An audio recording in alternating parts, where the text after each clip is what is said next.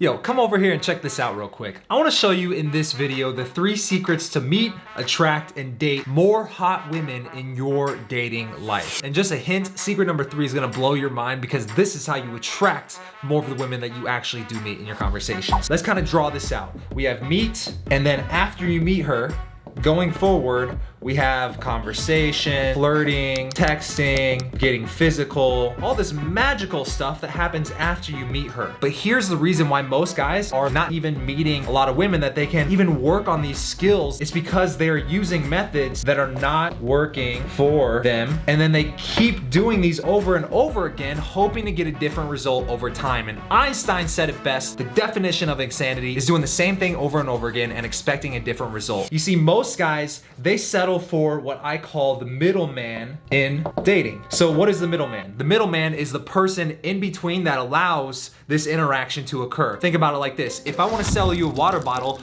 I can take a bunch of water bottles and I can put it on Amazon.com. Now, if someone wants to buy a water bottle, they will go to Amazon.com and hopefully they will find my water bottle and choose that one and pay the money and buy it. Who's the middleman in that interaction?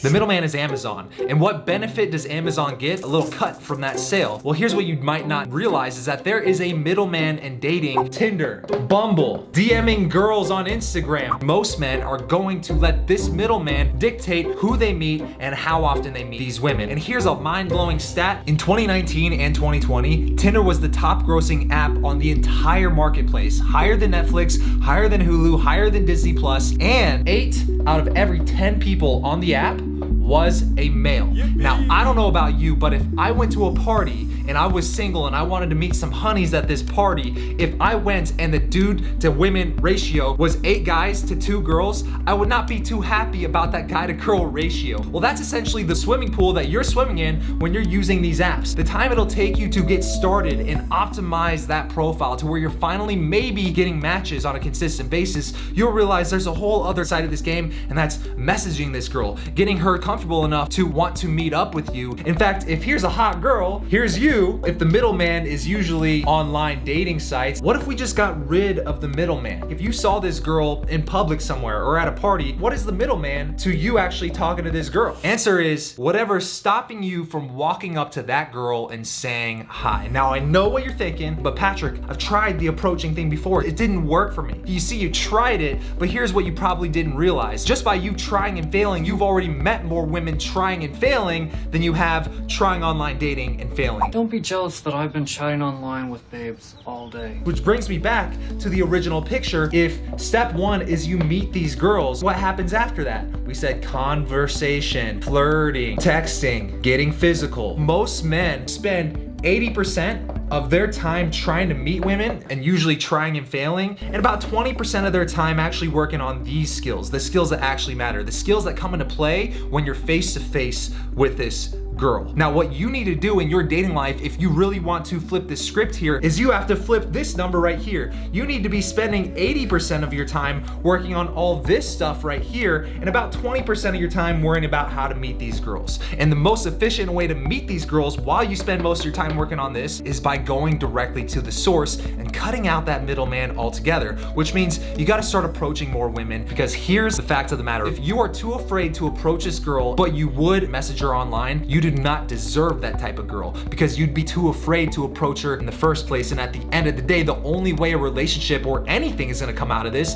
is if you actually see her face to face. Now, here's the thing, man. Without fail, when I talk to a guy who's tried and failed at approaching women, or who's never approached a girl and never seen himself as the type of guy who can approach a girl, he will almost always come up with a couple of reasons why he couldn't do it. You know, I've tried approaching, or that just doesn't seem like something I would do. Here's what you need to realize. When you approach a girl, it is nothing more than you walking up to someone who's at the same place that you're at and saying hi to them, starting a conversation with them. It is nothing more than that. Because if you call it the approach thing, then you're gonna go outside of your house and you're gonna be like, I gotta do the approach thing because Patrick told me I need to approach more women. It seems like more of a daunting task than it really is. Don't build it up to be such a big Goliath in your head that you can't slay that monster. You can absolutely do it. You just need to start saying hi to more people when you're out and about. It's that simple. Which brings me to the next most common objection that most guys have, have, okay, well, that sounds great, but there's no women around me that I can approach. When you say that there's no women in my area to approach, what you're actually doing is you're denying the fact that you're already trying to meet these women in your local area anyways, but you're letting the middleman be the excuse of why you can't meet them. Okay.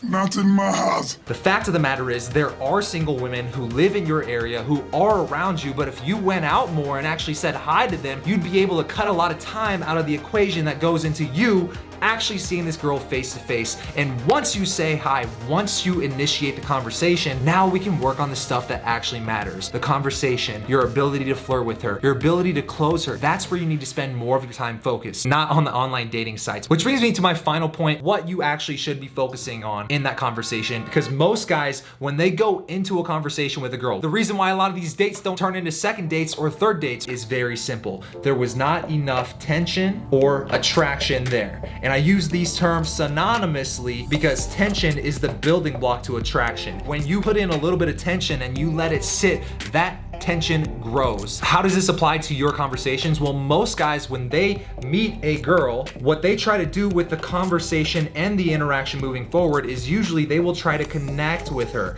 They'll find a bunch of commonalities. If that's your strategy for success, you're putting yourself in the friend zone. Because think about it, if I told you two people who met for the first time had everything in common with each other, do you think that they would talk to each other after that? You go, yeah, naturally they would be friends after that and they'd want to hang out and maybe do that thing together. Naturally, right? Well, what if I told you one of those was a guy and one of those was a girl? You'd realize it's the same exact social dynamic here. If I'm building the foundation of this interaction on what commonalities we have, then that foundation is going to naturally lead to a friendship.